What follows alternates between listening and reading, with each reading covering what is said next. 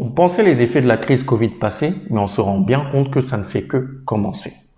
L'année dernière, on s'est dit, ok, normalement après la Covid, on devrait avoir énormément d'impact. On ne l'a pas eu. Bien au contraire, la consommation a augmenté, les crédits ont chuté et tout ce qu'on attendait n'est pas arrivé. Mais aujourd'hui, à l'heure où je vous parle, on est au mois de juin, on voit que énormément de choses sont en train de se passer sur le marché, notamment une très grosse inflation. Alors, au lieu juste de regarder ces effets-là, on va essayer de comprendre et de décortiquer à quoi c'est dû. Parce qu'il n'y a pas uniquement la crise Covid, la situation qu'on vit actuellement a plusieurs facteurs.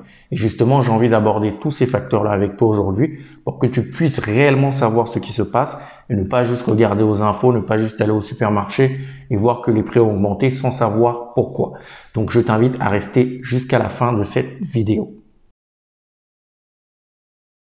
Bienvenue sur Industrie Africaine, moi c'est Paul Guérin. Ici tu es sur la chaîne qui te parle de business, de développement produit, mais également de mindset parce que c'est très important lorsque tu souhaites te lancer dans l'entrepreneuriat. Avant de commencer cette vidéo, je vais t'inviter à cliquer sur la petite cloche pour t'abonner et recevoir mes prochaines vidéos. Et si tu as aimé cette vidéo, tu la partages au plus grand monde et surtout tu mets un like à la fin. Alors aujourd'hui, je vais te donner 4 raisons qui font en sorte que la situation actuelle est plutôt alarmante. Donc, on ne sait réellement pas ce qui va se passer à la rentrée. On ne sait pas comment ça va évoluer. Mais en tout cas, actuellement, on est en train de subir les causes de tout un tas de guerres, de crises. Et là, on est en train de ressentir réellement l'impact. Et donc, la première raison de la situation financière qu'on vit aujourd'hui, ça va être bien évidemment les répercussions de la crise Covid. Alors, qu'est-ce qui s'est passé pendant le Covid? Comme je vous l'ai dit en début, on attendait bien évidemment de gros impacts après la crise Covid. Mais qu'est-ce qui s'est passé? C'est que les banques centrales, pour maintenir justement l'économie et continuer à alimenter la consommation, ils ont baissé les taux d'intérêt, ce qui fait qu'on pouvait emprunter et investir pour beaucoup moins cher. Moi, je sais que ma fiancée a acheté son appartement avec un taux d'intérêt qui était, je crois, en dessous de 1. Et moi, aujourd'hui, je suis en train d'investir et on me propose des taux qui sont au-dessus de 2. Donc, ça a beaucoup augmenté. Alors qu'avant, justement, on favorisait le crédit pour continuer à favoriser la consommation pour éviter justement une crise, une inflation.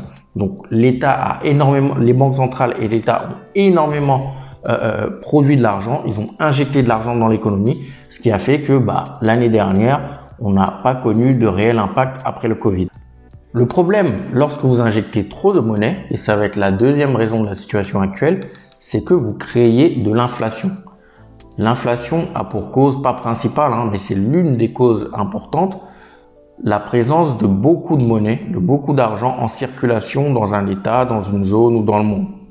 Donc, ce qui fait qu'aujourd'hui, que ce soit en France, que ce soit en Afrique, que ce soit aux États-Unis, on a une inflation parce que justement, les banques centrales, en diminuant les taux et en imprimant énormément de billets, en faisant jouer la planche à billets, ont créé de l'inflation. Je ne sais pas si vous vous rappelez du Venezuela ou par exemple de ce qui s'est passé au Zimbabwe.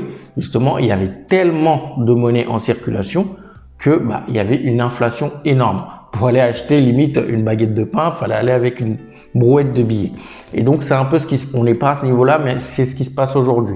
Si vous allez au supermarché aujourd'hui, les prix ont sensiblement augmenté. Si vous allez pareil à la station-service, en France en tout cas, vous avez le prix de l'essence qui a augmenté à plus de 2 €. Ça fait mal aujourd'hui à chaque fois qu'on va faire un plein. Donc ça, c'est la deuxième raison. Je répète, première raison, donc baisse des taux d'intérêt, injection de beaucoup de monnaie suite à la crise Covid pour maintenir justement la consommation. Et seconde raison, la marche arrière des banques centrales, justement en se disant on a trop injecté de monnaie, parce que quand on injecte de la monnaie, ok, ça a ses effets à court terme, mais à long terme, ça crée de l'inflation. Donc justement, pour réguler cette inflation-là, on va augmenter les taux et justement ralentir un petit peu l'économie pour revenir à un degré normal. La troisième raison de cette situation-là, ça va être la guerre en Ukraine. Donc, on connaît tout ce qui se passe en Ukraine. L'Ukraine et la Russie sont de très gros exportateurs, que ce soit de gaz, que ce soit de tournesol, que ce soit de céréales. Du coup, avec la guerre aujourd'hui, les prix sont en train d'augmenter et ça crée notamment des famines en Afrique. J'en ai déjà parlé dans cette chaîne, en Afrique du Nord et en Afrique subsaharienne. On a même vu Macky Sall qui allait voir Vladimir Poutine pour l'implorer du coup de libérer et de continuer à livrer du blé parce que il y avait de la famine, ça créait des famines au Sénégal. C'est déplorable, mais bon, on va pas s'attarder sur ce sujet. Vous savez déjà ce que j'en pense si vous suivez cette chaîne. Donc, pareil, l'Europe aussi est impactée parce que beaucoup de gaz, beaucoup de pétrole sont importés de la Russie, ce qui fait bien évidemment que ça crée aussi de l'inflation à la pompe à essence. Donc, la guerre en Russie et la guerre entre la Russie et l'Ukraine fait partie du troisième facteur. Le quatrième et dernier facteur qui explique cette situation, ça va être la Chine. Je ne sais pas si vous savez, mais la Chine est de nouveau en confinement, contrairement à d'autres pays aujourd'hui, parce que la Chine, c'est très strict. À partir du moment où il y a un certain nombre de cas, ils reconfinent tout le monde. Sauf que la Chine, on le sait, c'est l'usine du monde. Et donc, lorsque l'usine du monde est touchée, tout le monde est touché. On a énormément de pénuries et on a énormément du mal à se fournir des composants, par exemple électroniques. Ça coûte beaucoup plus cher de faire venir des produits de la Chine. Et on a également la dépréciation du yuan qui est censée être une monnaie très stable. Donc, ce qui fait qu'aujourd'hui, on a toute cette inflation-là. La Chine, qui est l'usine du monde, on a du mal à recevoir des produits de la Chine. Tout est fermé chez eux. Et quand l'usine du monde ferme, forcément, le monde tout simple. Donc, tu sais maintenant les 4 raisons qui font en sorte que aujourd'hui, on a cette inflation-là. C'était très important que je partage cette petite info-là parce que aujourd'hui, il faut s'informer. Il ne faut pas uniquement regarder les réseaux sociaux ou regarder ce qu'on vous dit aux infos. Et c'est important de comprendre le monde qui nous entoure pour savoir comment réagir après. Donc, moi, je voulais partager ça avec toi parce que c'est très important. Ça peut te donner aussi une idée de comment derrière tu dois réagir. Tu dois savoir qu'aujourd'hui, par exemple, faut peut-être mettre un peu de côté pour avoir des opportunités plus tard. Donc, parce que aujourd'hui, qui dit inflation, les gens vont moins dépenser. Et ce qui fait en sorte que beaucoup d'entreprises prennent entre guillemets le pas sur leur concurrence, c'est qu'en période de crise comme ça, elles saisissent des opportunités que les autres ne le font pas parce que justement ils ont peur de la crise. Donc toi aujourd'hui, grâce à ces infos-là, tu peux savoir ce qui se passe dans le monde actuel. Tu n'es pas juste spectateur et tu essayes d'être acteur et de savoir comment tu peux réagir, comment tu peux saisir les bonnes opportunités et surtout comment tu dois te comporter avec ton argent. Donc voilà ce que je voulais partager avec toi. J'espère que cette vidéo-là t'a plu. Dis-moi ce que tu en penses en commentaire, si tu es déjà au courant de quelques infos. Si j'ai fait des erreurs, n'oublie pas de me les corriger aussi et de me dire ce que toi tu en penses. Si tu as des infos supplémentaires, partage-les avec nous également. La semaine prochaine, on se retrouve pour une nouvelle vidéo, un nouveau thème. N'oublie pas de me suivre sur les différents réseaux sociaux, donc Instagram, la WMBM Industrie et surtout la boîte à fournisseurs.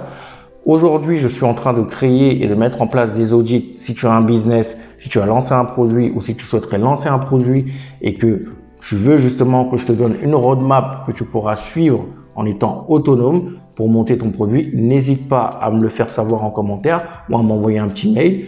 Pendant 1h30, on va travailler ensemble et tu sortiras avec un plan super détaillé pour bosser sur ton projet. D'ici là, porte-toi bien et n'oublie pas que nous sommes tous des multi-billionnaires. Bye.